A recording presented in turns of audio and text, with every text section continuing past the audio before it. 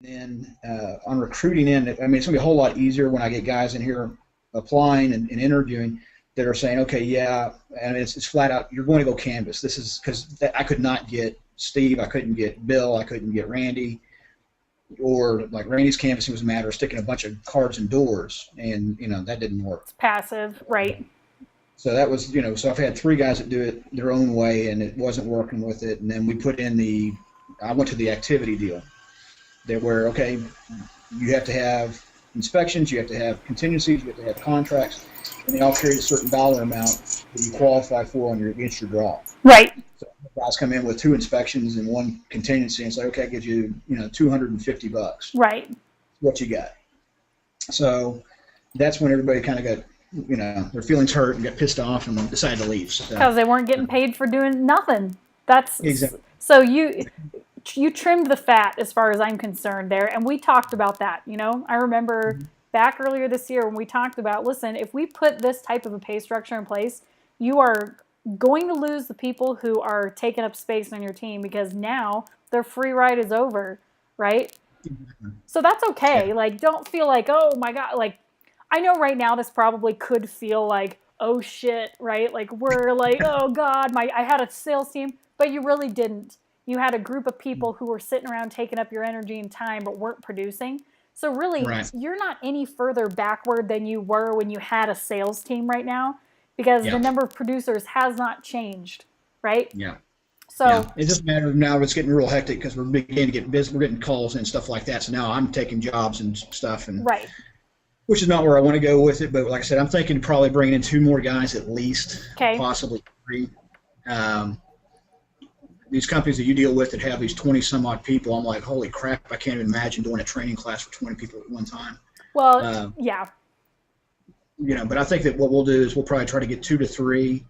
If I can get 2 to stick on top of it, because we're small enough still that it's pretty streamlined, that I think we'll be okay. Yeah. But I want to get like 2 to 3 guys in. Once I can get everybody making money and production's there, then it's getting better. We've been doing 2-3 brews a week, so it's getting better. Terrific. For our size, we're still small, so yeah. I can't imagine doing these trainings like I see some of your people that you post with, and you're like, training class of 20 people. I'm like, holy shit. But here's the beauty of it: a training class with 20 people is going to take you the same amount of time as a training class with 2 people with my program. Right. Right. And that's what I've been going through is that stuff because I think 2 to 3 would be great for us for right now, and then maybe the next step would be 5. Sure. Get to about 10. It would be like where I would think ideal for this size company, at least at this point in time. Okay. But that being said, you're right, and that's why because Tony's like bring on one person. I'm like, I'm not going to sit there and bring on one person and go through all of what we have laid out in front of us for training. Exactly. For all that stuff, it's like, no, it has to be effective. I mean, we need to make sure that my time plus whoever else's, it's not like a one-on-one thing. I want it to be like 2 to 3 guys in there where I can, okay, here's the books, because we've got your books, like that. I'm going through the training the trainer thing. Yeah. Because I'm getting ready. I know this is ramping up to do this anyway, and now I'm just kind of get pushed a little bit faster now that the herd has been thinned. Yeah. So it's not too bad, but okay. That being said, that's kind of where I want your feedback of what you look for these people that work real well with your program. And if you hear ringing, my phone's our computer system's now our phone system. So okay, no problem. So yeah, then let's kind of talk about what the plan's going to be and setting some expectations, because even if you're only trying to get 2 or 3 core guys, you don't want to hire 2 or 3 people. You're going to want to hire like 10 people to get those 2 or 3 core guys. Okay. So so let's talk about kind of, if regardless of what you see as realistic or what you see as, something that you feel like you can handle right now, ideally for 2015, at the end of the year, how many sales guys do you want on the staff? I'd love to have 10. 10. Okay. I would really like to have like 8 to 10 guys that, because we don't only focus on the storm stuff. I mean, that's great, but we also do new construction. We do the commercial stuff. Right. So we're kind of broad. So, but I mean, as far as the guys on the residential side, I'd be thrilled to have really anywhere from 6 to 10 would be great. Okay. Somewhere to where they were guys that stuck, that could make a living, that had enough, would go out and I think that with the program that you got put in place, because I really am sold on that. Going out and knocking the doors and doing the stuff the way it's supposed to be done, especially when it's lean out there. Yeah.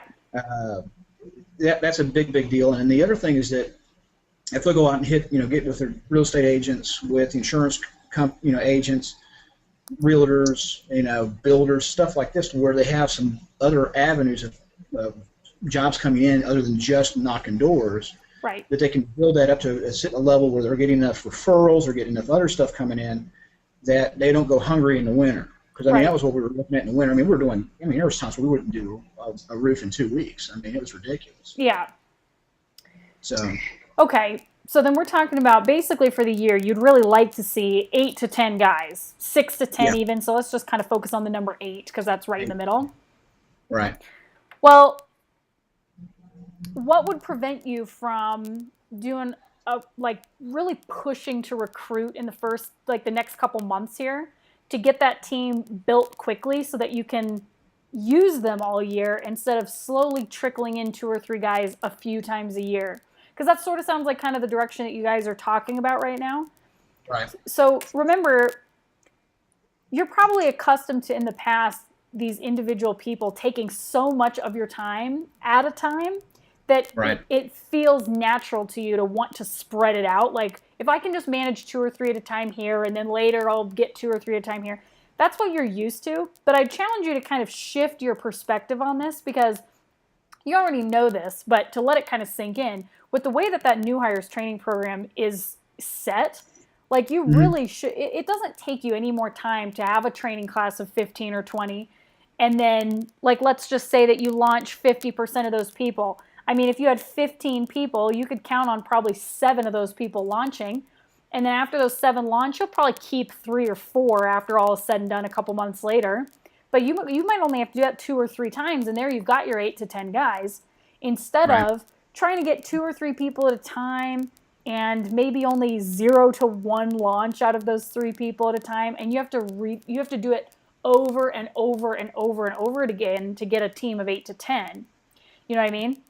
Mm-hmm. Now, the piece of the puzzle that's missing, though, for you guys is you have the ad, but you guys don't actually have the recruiting machine, right? The actual system, or yet, I should say. So that's the other thing is, like, right now, you're probably thinking, like, Becca, that'd be great, but where am I going to get 20 people to come in and show up to my training, even if that's what I wanted to do? Like, I can barely get 1 person a week to respond to my ad right now. So the key there is, like, how I've built all this stuff, and you've probably seen some videos of me talking about it at this point. But the program that you guys have, the new hires program, it's set to be like a mini seminar, right? Like, you're not going to take 1 person through that whole thing. You could if you had to, but it's really set to, like, allow you to take a group of people and launch them.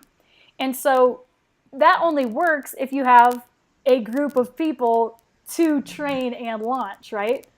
Right. So you guys have the ad, because I know when I was kind of creating the recruiting machine, I was like, you know what? I'm going to give people this ad and just let them run with it for now. And then when they see that it works, they're going to need the rest of it. And so what you've got is the ad, which, by the way, have you run it yet? I hope not. No. Perfect. Don't yet. Here's why. I'm telling you right now, the way that this works, the very first week and maybe the second week that you run it, you're going to get substantially a higher response than you will for the weeks following. You've got to be prepared for that, because you need the interview right, because the ad works, you're going to get people to respond, but if the interview doesn't get people jacked to do the job, or they're sketchy still, feeling like, wait, or it feels too salesy or whatever, you're going to lose people, and what's the point of having that ad? So I'm just throwing this out here for you guys. The whole recruiting system, it's a science. It all works together, right? Does that make sense? Like, it's not just putting out a good ad, because that's great, but the interview is where you're then going to keep or lose people. So they either say they're taking the job and leave and never show up to training, or they're so excited to start this job after the interview that you have a 90% show like these guys are experiencing for training, right? Mhm. So that's just something to consider. I'm kind of glad you haven't run that ad yet, because if you had weeks ago and you weren't ready to harvest those people when that big initial flood came in, Right. that'd kind of be a shame. But that's kind of, so it's a whole process, right? So the ad is great, but then there's a sequence to make sure that people actually show up to your interview, because that's such a crazy challenge. Sometimes it's like, when I first got into sales, when I was working with Cutco, it blew my mind that people wouldn't show up to their job interview. I was like, who does that? Like, I feel like I'm losing my marbles here. Why aren't these people showing up? But it's a whole system, because remember, like, one thing that I talk about is when people apply for that job or any job, they're not just applying for that job. They're applying for like 10 jobs at once. They're just blowing Right. up their resume. So you've got to be on it. You have to call these people. There has to be they have to be scheduled for an interview within 2 to 3 days, ideally. There's a follow-up Right. email. They get confirmed then for their interview, reminded, because they might have set up 4 or 5 interviews. You don't know. Interview comes. It doesn't scare the shit out of them. You know, they're actually excited. They don't feel like they're going to be a greasy, silver-tongued salesperson. Like, they feel like, oh, this is kind of like a regular job, but way better. And then you Right. put them into training like the next week and use your new hires training that you guys already have. So Right. I don't want you to feel like there's a huge sales pitch on you right now. I'm just explaining how that all works together. Because if that's your goal, I mean, to build a team of 8, that's a pretty big sales team. You know, most people only have 2 or 3 guys most of the time. Yeah. So if that's your goal, which is pretty lofty but still realistic, you just need to make sure you guys are prepared and have what you need in order to do that. Yeah. Honestly, I mean, I'd be thrilled if I had 4 guys I could really count on that knew their shit and had everything down. I'd be happy. Yeah. Because I think that would keep us. If we could do 8 routes a week, like I said, we're not huge. We're Right. still pretty small as far as residential goes. So I mean, if we could sit there and get a situation where we're doing 8 routes a week or something like that, I'd be thrilled shitless. And then when the cold months come or winter's coming, then call it slick. And if I can get 1 or 2, if I can get 3 a week or 2 a week or something like that, that keeps my installers happy. Right. They're still making a check, stuff like that. So that's kind of ultimately I think trying to carry 8 guys all the way through winter might be tough to pull off. Unless we end up just being badasses. But I mean, realistically, if I could get four guys that really knew their shit and were solid, and then we get guys, and it's like you say, it's sales. It's people have a view of roofing salesmen too, which is crazy to me. Right. It's just a stigma, it's. Yeah, well, I mean, I came out of car sales, and it's like that one's really bad. So it's like, well, roofing's a little bit above that, so it's all right. You'd think, yeah. But